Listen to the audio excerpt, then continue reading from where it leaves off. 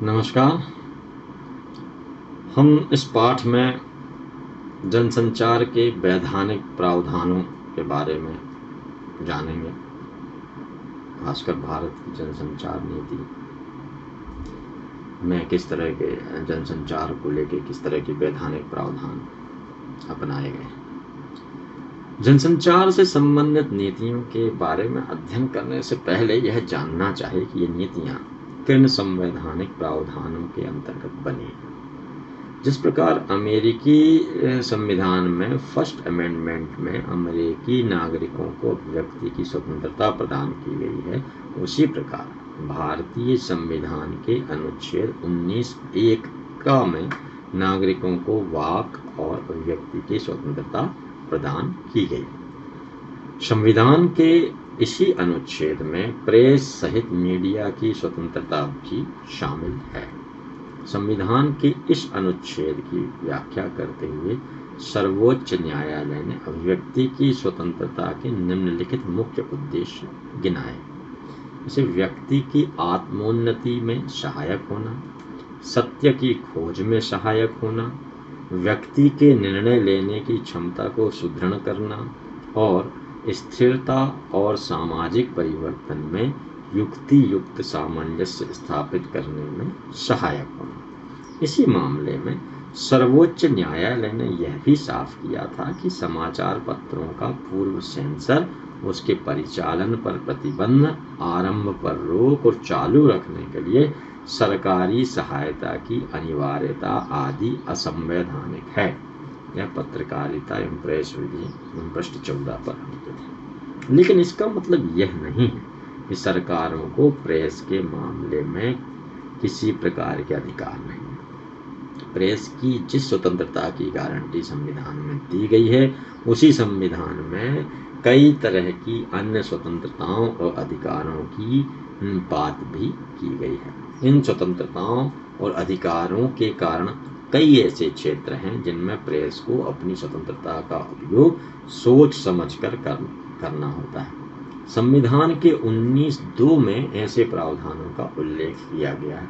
जैसे पहला है, राज्य की सुरक्षा ऐसा मामला है जिसके आधार पर प्रेस पर अंकुश लगाया जा सकता है, क्योंकि यह माना जाता है कि अगर राज्य के हितों के विरुद्ध काम करने वाले तत्वों को मीडिया महत्व देगा तो इससे राज्य की सुरक्षा खतरे में पड़ जाएगी। यदि राज्य ही खतरे में पड़ जाएगा तो जनता के अधिकार भी कैसे सुरक्षित रह पाएंगे। दूसरा, विदेशी राज्यों के साथ मैत्रीपूर्ण संबंध भी राष्ट्र राज्य की सुरक्षा, हितों और विकास के लिए जरूरी है। यदि मीडिया ऐसी बातों को प्रकाशित करता है जिससे दूसरे देशों के साथ उसके संबंधों पर असर पड़ता है या उसके संबंध तनावपूर्ण बनते हैं, तो राज्य को यह अधिकार है कि वह प्रेस को नियंत्रित करे और ऐसी बातों को जनता के सामने आने से रोके। शिष्टाचार और सदाचार भी एक ऐसा क्षेत्र है जिसको क्षति पहुंचाने की कोशिश करने पर मीडिया को नियंत्रित किया जा सकता है। इसी बात को आधार बनाकर राज्य ऐसी पुस्तकों और फिल्मों को प्रतिबंधित करता है जिन्हें अश्लील या राष्ट्रीय संस्कृति के विरुद्ध माना जाता है। लोक व्यवस्था यानी समाज में कानून व्यवस्था बनाए रखने के लिए राज्य को अधिकार दिया गया है कि वह मीडिया पर प्रतिबंध लगा सकती है। न्यायालय की अवमानना करने वाले किसी भी खबर या किसी भी प्रकार के साहित्य को भी मीडिया पर अंकुश के लिए इस्तेमाल किया जाता है। यदि किसी समाचार, लेख, साहित्य, फिल्म या मीडिया द्वारा प्रसारित किसी भी तरह के संदेश से किसी व्यक्ति या व्यक्तियों या समुदायों की मानहानि होती है तो उन पर भी प्रतिबंध लगाया जा सकता है। अपराध या हिंसा भड़काने वाले किसी भी समाचार या संदेश को राज्य रोक सकता है। भारत की संप्रभुता और अखंडता बनाए रखना सभी नागरिकों का कर्तव्य माना जाता है। यदि कोई व्यक्ति या मीडिया ऐसा कोई काम करता है जिससे भारत की संप्रभुता और अखंडता पर आंच आती हो तो उनके विरुद्ध कार्रवाई की जा सकती है। तो इन्हीं दिशा निर्देशों की रोशनी में मीडिया की नीतियों और आचार संहिताओं को देखा जाना चाहिए। ये सभी मामले ऐसे हैं जिनमें राज्य को व्यक्ति और मीडिया की स्वतंत्रता पर अंकुश लगाने का अधिकार मिल जाता है, लेकिन ऐसे सभी मामलों में लोगों को न्यायालय के सामने अपील करने का अधिकार भी संविधान में दिया गया है। और इस तरह के प्रतिबंधों को हटाने के लिए कोर्ट में अपील कर सकता है। इसी प्रकार किसी समाचार, लेख, साहित्य, फिल्म आदि विभिन्न माध्यमों से प्रसारित संदेश के खिलाफ भी अदालत में अपील की जा सकती है। यह अपील मानहानि या न्यायालय की अवमानना के संबंध में नहीं, बल्कि ऊपर जो हम लोगों ने बातचीत की पहले, उन गिनाए गए दूसरे मामलों में की जा सकती है। संविधान की इन व्यवस्थाओं के दुरुपयोग के मामले भी बराबर सामने आते रहते हैं। यह दुरुपयोग सरकारों द्वारा भी होता है और लोगों के द्वारा भी। इसलिए यह जरूरी हो जाता है कि ऐसी आचार संहिताएं और नीतियां बनाई जाएं जिससे कि व्यक्ति और मीडिया को संविधान में मिली स्वतंत्रताओं और अधिकारों की रक्षा करते हुए भी, जो हमने पहले चर्चा की जो कारणों की, उनके संदर्भ में भी सावधानी बरती जा सके। इनमें से कुछ कानूनी प्रावधानों द्वारा संरक्षित होती है तो कुछ इस क्षेत्र में सक्रिय संस्थानों द्वारा भी बनाई जाती है, लेकिन कानून की तरह बाध्यकारी नहीं होती। उदाहरण के लिए प्रेस को संसद की कार्रवाई को प्रकाशित करने का अधिकार है, लेकिन यह अधिकार संसद के पास है कि वह ऐसी गोपनीय कार्रवाइयों को प्रकाशित करने से रोक लगा सकती है जिसका प्रकाशित होना जनहित या राष्ट्रहित में नहीं माना जाता। इस प्रकार संसद के दोनों सदनों की अवमानना करने पर दंडित करने का अधिकार भी संसद के पास है। इसी प्रकार प्रेस एवं पुस्तक पंजीकरण अधिनियम काफी लंबे समय से लागू है। यह अधिनियम भी सबसे पहले 1867 में बना था। इसका मकसद यह बताया गया था कि इससे इनका नियमन किया जा सके और दोषपूर्ण आचरण करने पर उनके विरुद्ध कार्रवाई करने में सुविधा हो। 1957 में कॉपीराइट कानून बनाया गया और 1991 में इसमें संशोधन भी किया गया। इसका मकसद लेखकों, कलाकारों को अपनी रचनाओं को नकल करने या चोरी करने से बचाना है। कॉपीराइट कानून का उल्लंघन करने पर दंडित करने का प्रावधान भी है। इस तरह के कई कानून समय समय पर बनाए जाते हैं ताकि मीडिया और उससे जुड़े लोगों को उचित कानूनी संरक्षण मिल सके। यहाँ इन सबको विस्तार से बताने की आवश्यकता नहीं है, सिर्फ हम यहाँ पर जनसंचार नीतियों की चर्चा करेंगे। उस समय इन संवैधानिक प्रावधानों को ध्यान में रखना होगा। जनसंचार संबंधी नीतियाँ, इसके कई पहलू होते हैं इन नीतियों के निर्माण की। इनके वैधानिक प्रावधानों के आधार की चर्चा हम पहले कर चुके हैं। एक बार हम इनको दोहरा लेते हैं संक्षेप में। संचार की नीतियां बनाने में सरकार की अहम भूमिका होती है। सरकार ही है जो संसद के माध्यम से नए कानून बनाती है, उनको लागू कराने के लिए जरूरी संस्थाओं का गठन करती है। इस प्रकार सरकार जनसंचार से संबंधित गतिविधियों को नियमित और नियंत्रित करने के काम को भी अंजाम देती है। दूसरा अहम मुद्दा है संचार से संबंधित आर्थिक मामलों के नियमन करने का। इसमें विदेशों से उपकरणों का आयात और निर्यात, उत्पादों पर करों का विधान और जरूरत हो तो वित्तीय मदद का प्रावधान करना भी सरकार के दायित्व में आता है। तीसरा मुद्दा है ऐसे क्षेत्रों में जिन्हें जरूरी माना जाता है लेकिन आर्थिक कारणों से जो संभव नहीं हो पाते हैं, उन्हें संभव बनाने के लिए ठोस कदम उठाना। यदि भारतीय संदर्भ में भी विचार करें तो रेडियो, टेलीविजन के क्षेत्र में विकास और विस्तार इसलिए संभव हो चुका क्योंकि इसके लिए जरूरी पूंजी और संसाधन सरकार ने जुटाए। संचार का क्षेत्र अत्यधिक पूंजी केंद्रित है, इसलिए यह डर स्वाभाविक होता है कि समाज के कमजोर तबके के अधिकारों और हितों को इससे नुकसान उठाना पड़े। सरकार का यह दायित्व है कि वह इस दिशा में जरूरी कदम उठाए। जनसंचार की नीतियां बनाने से संबंधित चौथा मुद्दा संचार क्षेत्र की व्यवसाय गतिविधियों को नियमित करना। उदाहरण के लिए जब से केबल के द्वारा टेलीविजन चैनलों का प्रसारण जरूरी हुआ है, यह भी जरूरी हो गया है कि इस बात को नियमित किया जाए कि ऐसी फिल्मों का प्रसारण बिना अनुमति के न करें जिनके केबल पर प्रसारण के अधिकार अभी निर्माता ने नहीं बेचे। जनसंचार के नेटवर्क को इसलिए भी नियमित करना जरूरी है कि उसके माध्यम से भाग 15.5 में गिनाए गए वैधानिक प्रावधानों का उल्लंघन न हो।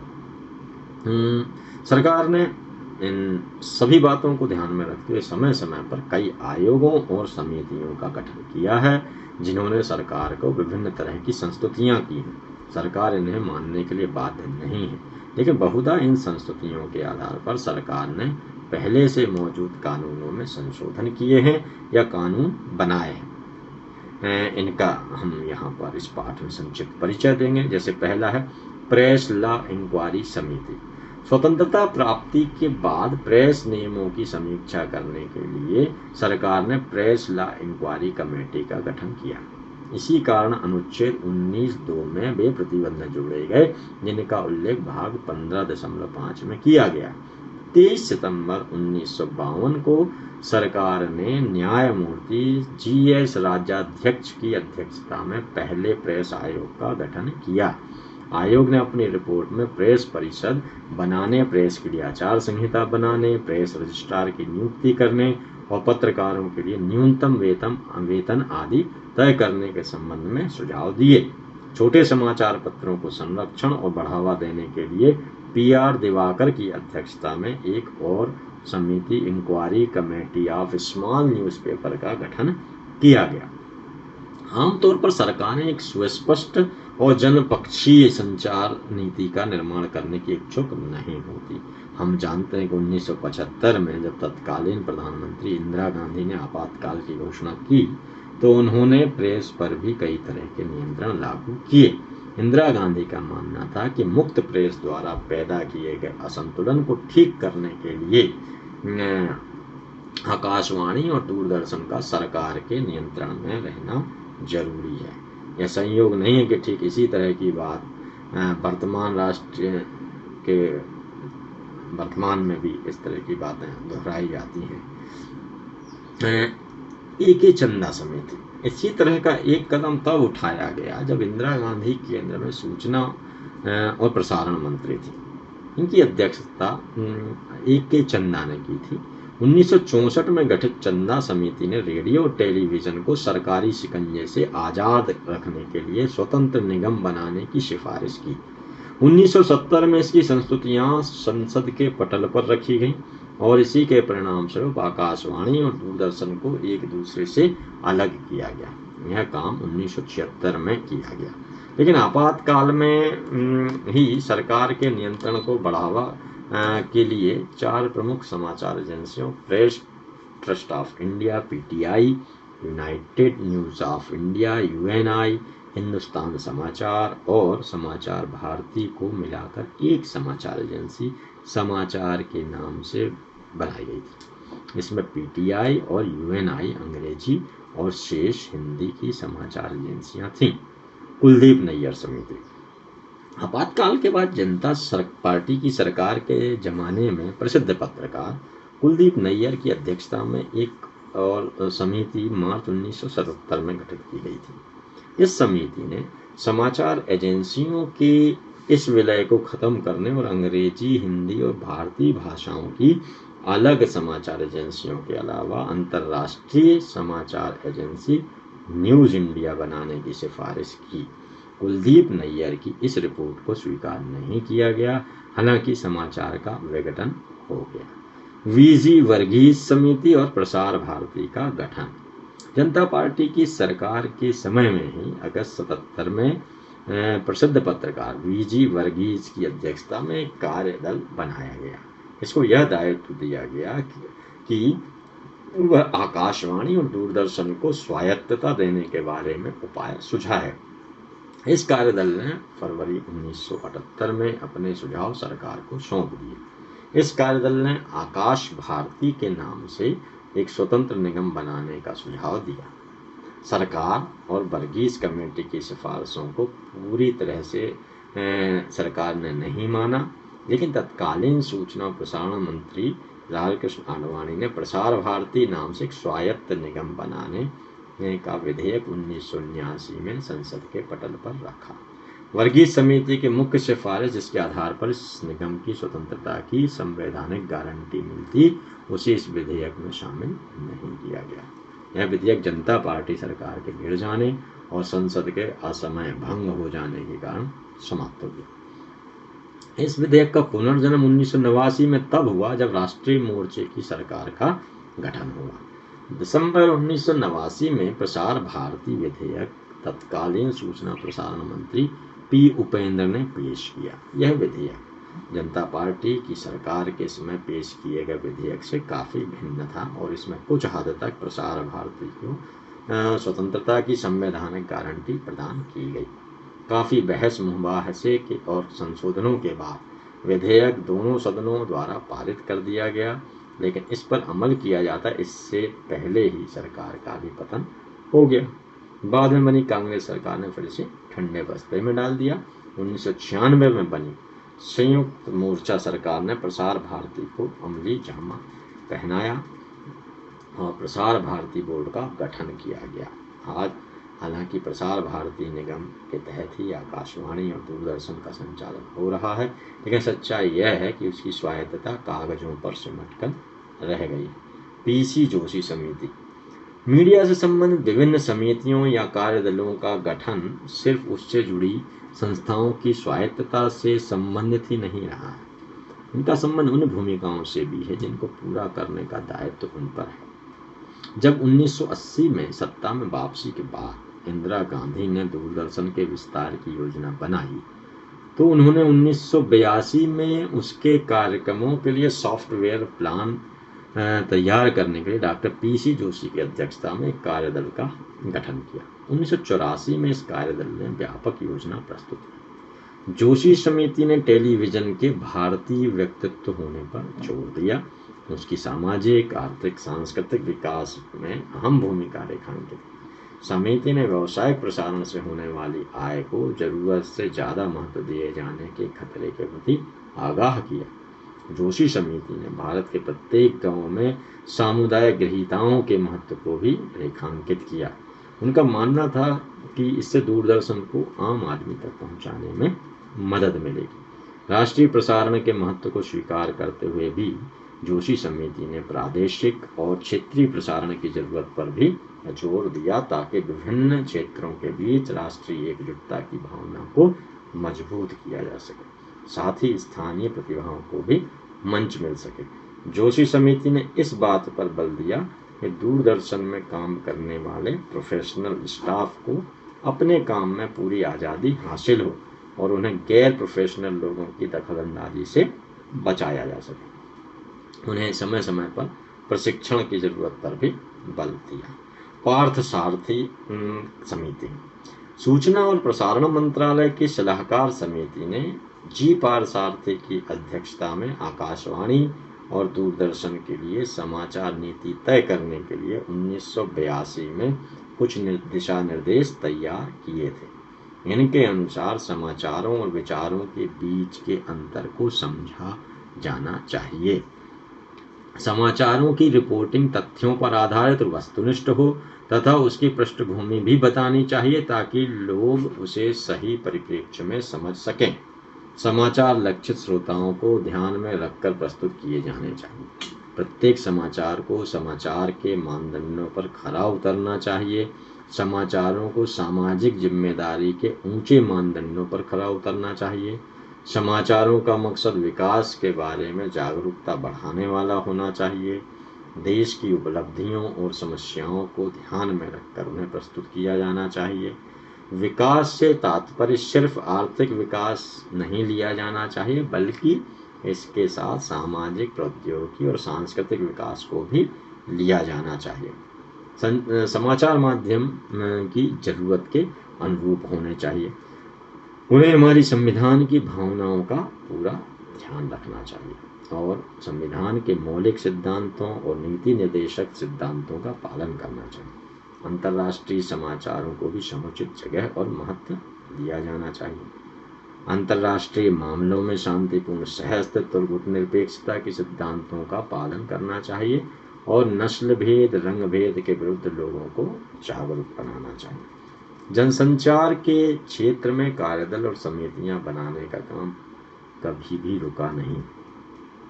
1986 में गुटनिरपेक्ष देशों के मीडिया फाउंडेशन नामीडिया नाम से ने दूरदर्शन पर नेशनल फीडबैक हासिल करने के लिए एक परियोजना के अधीन महानगरों में 6 संगोष्ठियां आयोजित की। इनके आधार पर सार्वजनिक ट्रस्ट बनाने का प्रस्ताव किया गया, लेकिन यह प्रस्ताव आगे नहीं बढ़ सका।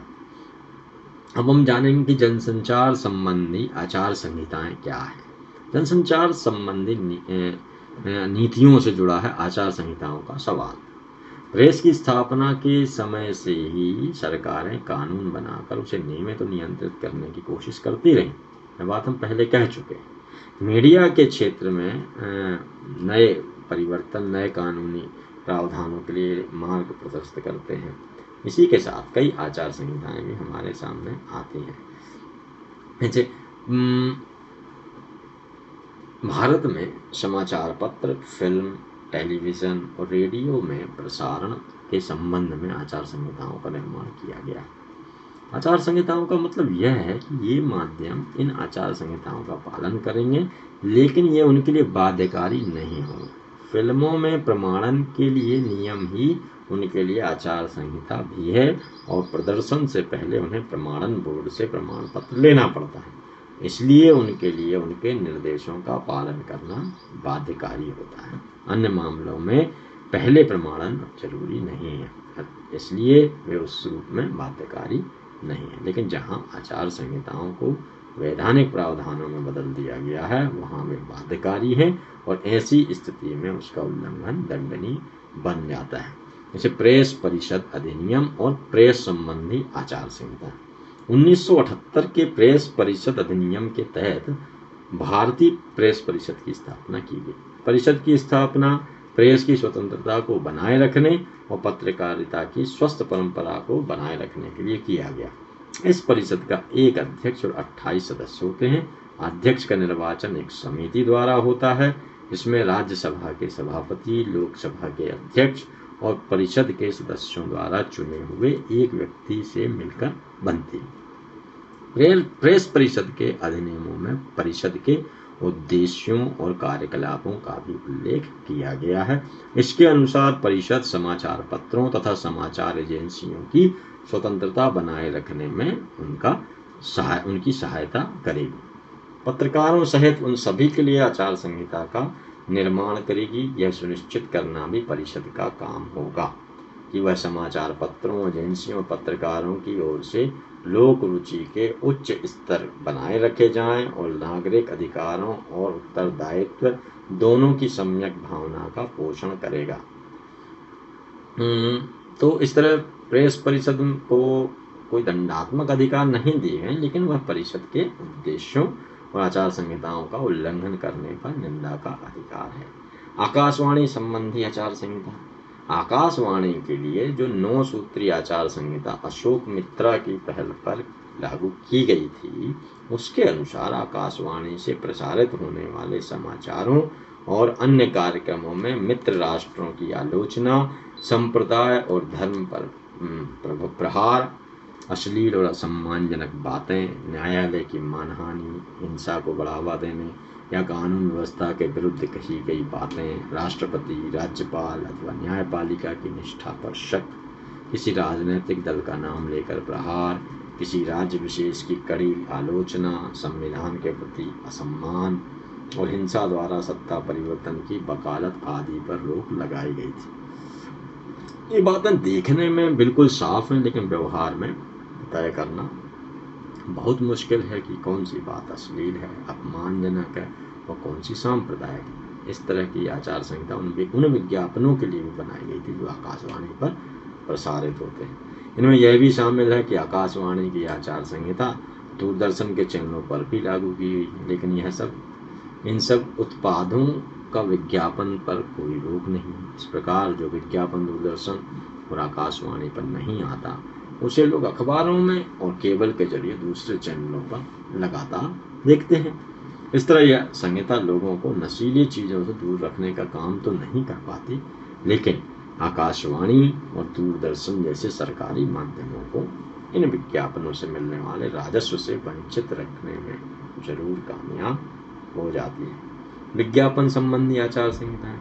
विज्ञापन संबंधित आचार संहिता में यह साफ तौर पर लिखा गया है कि विज्ञापन में ऐसा कुछ ना हो जिससे लोग यह विश्वास करें कि वस्तु में ऐसा कोई चमत्कारी तत्व अथवा दैविक शक्ति या अलौकिक गुण है, इसे सिद्ध करना संभव नहीं है। इस संबंध में 1954 का एक अधिनियम भी है, इसमें दंड तक का प्रावधान है।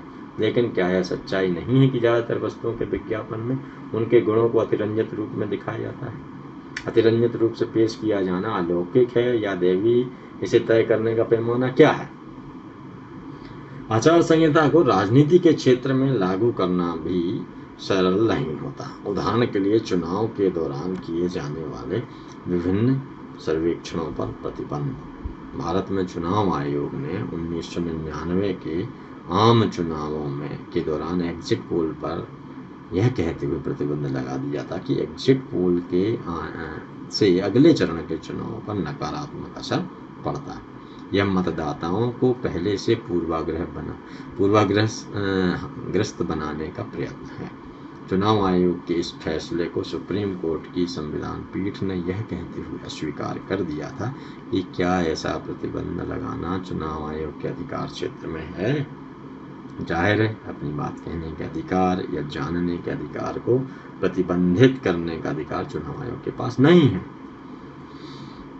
केबल टीवी नेटवर्क अधिनियम।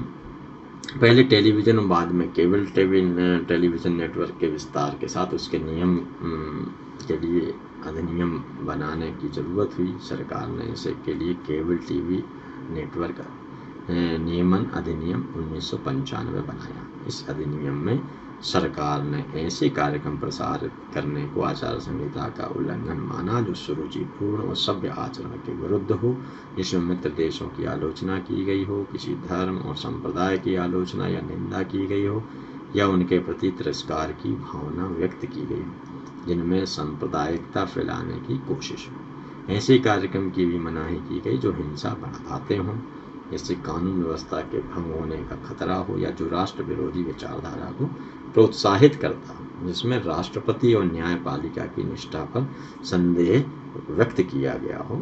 ऐसे कार्यक्रम भी जो अंधविश्वास फैलाते हों, जो महिलाओं की छवि को धूमिल करते हों, उनकी देह या किसी अंग को अश्लील ढंग से व्यक्त करता हो। इस आचार संहिता में किसी नस्ल, भाषा, क्षेत्र के रहन सहन और तरीके का मजाक उड़ाया गया हो। इसके अलावा आचार संहिता में फिल्मों के लिए जिस तरह के कार्यक्रम प्रोत्साहित करने की बात कही गई है, उन्हें टेलीविजन पर भी लागू किया गया। फिल्म प्रमाणन संबंधी सुप्रीम कोर्ट के निर्देश।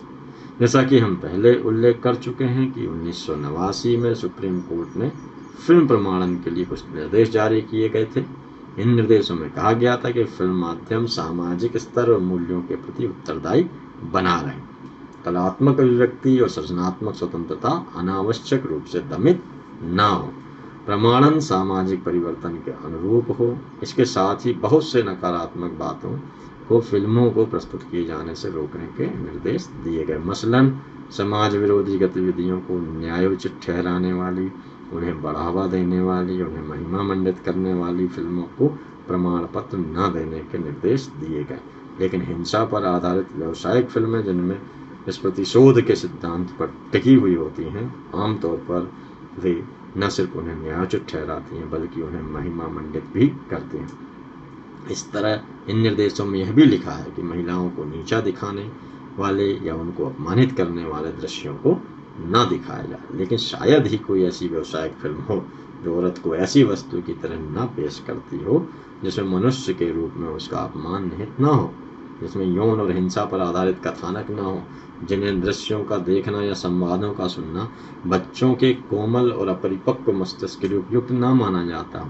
आमतौर पर उन फिल्मों को वयस्कों के लिए प्रमाण पत्र मिल जाता है। समस्या तब आती है जब इस बात को परिभाषित करना होता है कि कौन सा दृश्य अश्लील है या कौन सा हिंसा का अतिशय उसमें चित्रण किया गया है, या हिंसा को महिमा मंडित किया गया या नारी को अपमान किया गया है।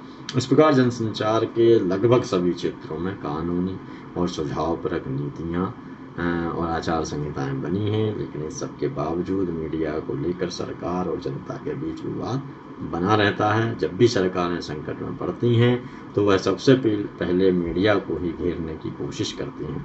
समाचार पर बनाई जाने वाली सभी नीतियों की इस परिप्रेक्ष्य में देखा जाना चाहिए। जनसंचार से संबंधित नीतियों का वैश्विक संदर्भ भी हमें जानना चाहिए।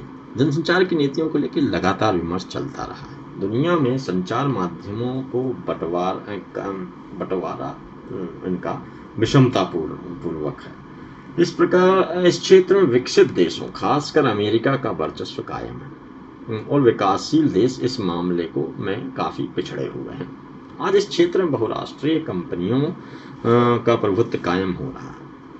अपने व्यवसाय के लिए, विस्तार के लिए विश्व सूचना और संचार व्यवस्था की बात कर रहे हैं। इसका मतलब सिर्फ यह है कि विकसित देशों को तीसरी दुनिया में अपना सूचना और संचार साम्राज्य स्थापित करने का अधिकार दिया जाए।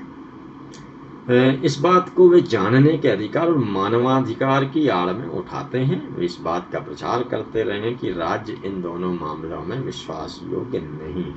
राज्य की प्रवृत्ति लोगों के अधिकारों को कुचलने की होती है, खासतौर पर तीसरी दुनिया के देशों में, जहां विकसित देशों की तरह लोकतंत्र उतना मजबूत नहीं। लेकिन उनका वास्तविक मकसद सिर्फ यह होता है कि सूचना प्रौद्योगिकी के क्षेत्र में वे अपने व्यापारिक हितों का विस्तार कर सकें। साथ ही साथ वे इसके माध्यम से वहां की जनता के बीच विचारधारात्मक प्रभाव का भी विस्तार कर सकें। ऐसा नहीं है कि तीसरी दुनिया के देश साम्राज्यवादी देशों के इस वास्तविक इरादों से अनभिज्ञ थे या हैं। 70 के दशक में तीसरी दुनिया द्वारा इसका प्रबल विरोध निर्गुट देशों के मंच से किया जाता रहा। उस समय तीसरी दुनिया के देशों का मानना था कि राज्य एकमात्र ऐसा निकाय है जो ताकतवर भूमंडलीय निगमों और संस्थानों के हितों के विरुद्ध जनता की वास्तविक इच्छा का प्रतिनिधित्व करता है।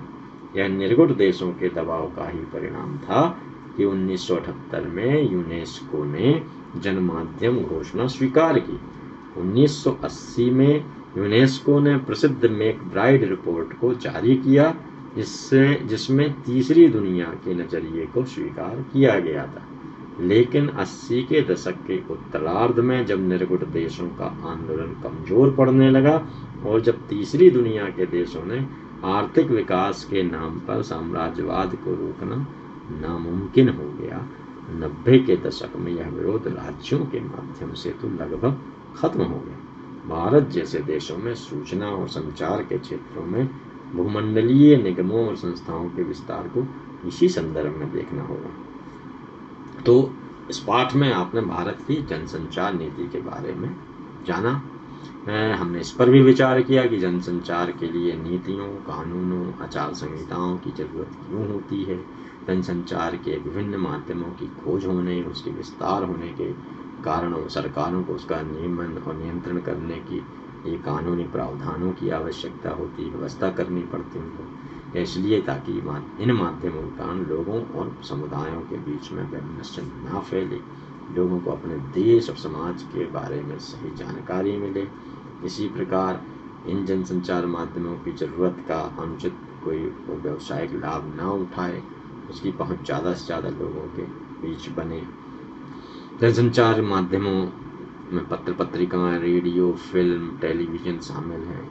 इन माध्यमों का मुख्य काम सूचना, शिक्षा और मनोरंजन प्रेषित करना है। लेकिन यही देखा गया है कि माध्यम इन कामों को जनता के हित के अनुरूप ही नहीं करते, बल्कि समाज के निहित स्वार्थों के हित में भी करते हैं।